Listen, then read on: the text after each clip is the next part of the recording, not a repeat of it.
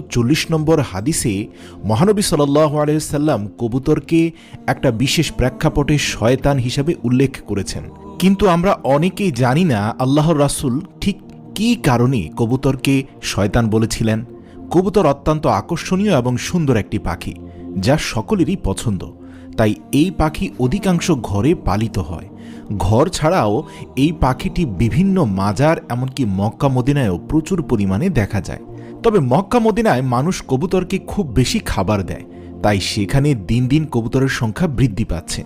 প্রিয় দর্শক, ভিডিওর মূল বিষয়বস্তু বর্ণনা করার পূর্বে আপনাদের একটা ঘটনা জানাতে চাই।